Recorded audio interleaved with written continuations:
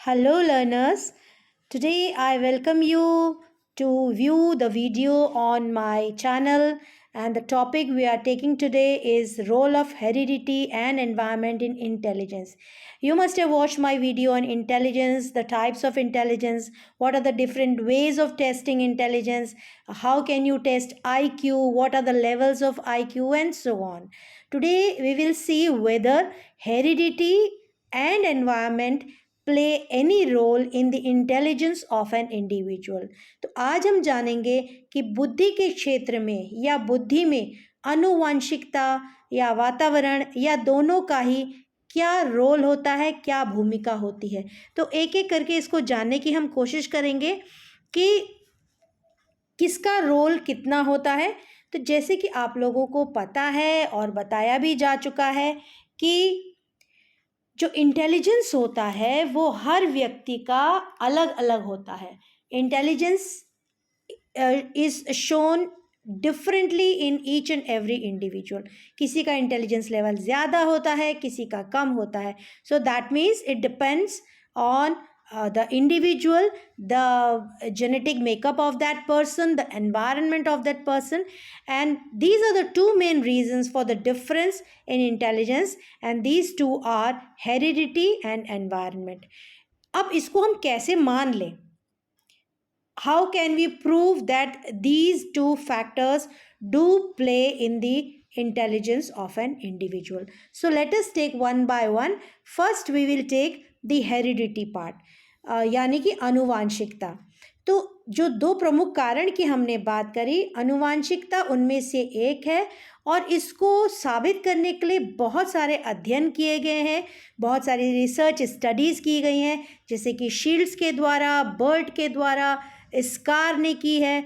और इन्होंने क्या किया है कि इसके महत्व को, आनुवांशिकता के महत्व को समझने के लिए मनोवैज्ञानिक ने जो टेस्ट किए थे, उस टेस्ट के द्वारा, उस स्टडीज़ के द्वारा, उन अध्ययनों के द्वारा ये बताया गया कि बुद्धि जीन्स द्वारा भी प्रभावित होती है। और इसको सबूत के तौर पर हम इस तरह से देख सकते हैं कि जैसे अलग अलग परिवारों के बच्चे जो जन्म ले रहे हैं अपने परिवारों में, तुरंत उनके जन्म के बाद उनको लिया गया और अलग वातावरण में रखा गया, यानी कि पोष्य माता पिता के पास। The children were taken to the foster parents for bringing up. Foster parents अपने तरीके से बच्चों को बड़ा करते हैं, उनका पालन पोषण करते हैं और कई सालों तक फॉस्टर पेरेंट्स के पास इन बच्चों को रखा गया, यानी कि अपने जो बायोलॉजिकल पेरेंट्स हैं, अपने जो रियल पेरेंट्स हैं, उनसे दूर रखा गया। और उसके बाद इन पे जब इंटेलिजेंस टेस्ट किया गया तो ये रिजल्ट आया कि all the children were different. They were different because of their biological parents. So जो फोस्टर पेरेंट ने पाला, वो पेरेंट्स तो एक ही थे ना, लेकिन बच्चे अलग अलग बायोलॉजिकल पेरेंट्स से आए थे। तो अगर एक ही व्यक्ति ने, एक ही परिवार ने उनको पाला है तो उन सब की बुद्धि सेम होनी चाहिए थी, पर ऐसा नहीं हुआ। जैसी बुद्धि उनके रियल पेरेंट्स की थी, उनके वास्तविक माता पिता की थी, उसी प्रकार की उनकी बुद्धि को पाया गया बुद्धि के मापन के द्वारा। तो परिमाण में देखा गया कि यद्यपि ये लोग भिन्न भिन्न वातावरण में रखे गए, समान वातावरण में रखे गए, लेकिन भिन्न भिन्न माताओं की औलाद होने की वजह से उनका जो बुद्धि मापन के पाया गया वो ये था कि वो अलग अलग था। सो वी कैन से कि though environment may be very effective when the child is brought up, but genes do play the part in setting the intelligence of that or determining the intelligence of that individual. तो ये इससे बहुत सारी studies को किया गया और एक कोरिलेशन कोएफिशिएंट जो लगभग 0.50 तक पाया गया। इससे ये पता चलता है कि बच्चों की जो बुद्धि थी, वास्तविक माता पिता की बुद्धि और उनके बच्चों की बुद्धि में कोरिलेशन 0.5 पाया गया। और जबकि जो फर्स्ट पेरेंट्स थे, जो उनको दे वर ब्रिंगिंग अप, जो उनको पाल रहे थे, उनकी और पाले गए बच्चों के बीच में 0.25 पाया गया। So you can see how does the genes play the part और heredity plays a part in intelligence. तो जैसे यू कैन सी कि इसके अलावा और भी एक स्टडी की गई, वो थे ट्विन्स के ऊपर। So you must be aware that there are two types of twins. One type is identical twin and the other type is fraternal twin. Identical क्या होता है कि जब स्पर्म एंड ओवा फ्यूज होते हैं और एम्ब्रियो बनता है, वो दो में डिवाइड हो जाता है किसी वजह से, और दो बच्चे उसमें बढ़ते हैं माँ की कोख में. सो इनको आइडेंटिकल ट्विंस कहा जाता है. और फ्रेटर्नल ट्विंस होते हैं जब फीमेल के दो एग्स को दो स्पर्म फ्यूज करते हैं और उसके बाद जो दो एम्ब्रियो बनते हैं वो दो बच्चों में डेवलप होते हैं in the uterus, and these type of twins are known as fraternal twins. तो ये भी देखा गया कि जो आइडेंटिकल ट्विन चिल्ड्रन थे, यानी कि एकांडी जुड़वा बच्चे, वो जीन्स की वजह से were different from the fraternal twins, यानी कि भ्रातृय जुड़वा बच्चे. यानी कि एकांडी जो जुड़वा बच्चे होते हैं उनमें आनुवांशिक समानता 100% होती है, लेकिन जो फ्रेटर्नल होते हैं उनमें लगभग 50% होती है, क्योंकि two different sperms are involve, two different eggs और ओवम आर इन्वॉल्व. तो इस तरह से हम ये मान सकते हैं कि आइडेंटिकल ट्विंस ज़्यादा सिमिलर होते हैं और ये ज़्यादा जीन से प्रभावित होते हैं. तो आइडेंटिकल ट्विंस को if they are kept and brought up in different environment, दो बच्चे हैं जो आइडेंटिकल ट्विंस हैं, उनको अलग अलग कर देते हैं और अलग अलग माहौल में उनको बड़ा करते हैं. लेकिन ये पाया गया कि उनकी जब इंटेलिजेंस मापी गई तो it was similar. So it means that the genes do play a part. On the other hand, the fraternal twins brought up in same environment showed different intelligence level. उनका intelligence level बिल्कुल different था, क्योंकि दोनों अलग अलग genes के makeup था उनका. So in this way, heredity studies were done. What is the role of heredity in intelligence? Another factor is environment, यानी कि वातावरण. इसका क्या रोल था? इसमें बहुत सारे एविडेंसेस, सबूत मिले, बहुत सारे मनोवैज्ञानिकों ने टेस्ट करे.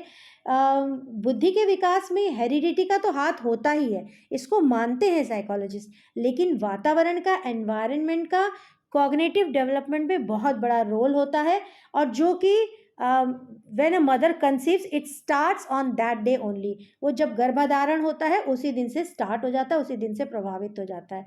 तो जो वातावरणीय कारक होते हैं, एनवायरमेंटल फैक्टर्स होते हैं, उनके लिए भी मनोवैज्ञानिकों ने स्टडी किया और उन्होंने ये कहा कि जीन्स तो मात्र बुद्धि के ऊपरी तथा निचली सीमा को निर्धारित करते हैं, यानी कि upper level and lower level of the intelligence. लेकिन जो इसके बीच का स्तर है, इनकी सीमाओं के बीच का जो इंटरवल है, जो व्यक्ति की इंटेलिजेंस कोटिएंट है, आईक्यू है, बुद्धि लब्धि है, उसके लिए एनवायरनमेंट जिम्मेदार है. और इस रेंज को हम रिएक्शन रेंज भी कह सकते हैं. मनोवैज्ञानिक कहते हैं कि जो एनवायरमेंटल फैक्टर्स होते हैं, पर्यावरणीय कारक होते हैं, उसमें सब चीज़ें इंक्लूडेड है. आप कहाँ रहते हैं, आप क्या खाते हैं, आपका स्वास्थ्य कैसा है, आपके उत्तेजनाओं का स्तर कैसा है, आपका सांवेगिक माहौल कैसा है. That means the environment here deals with all these factors.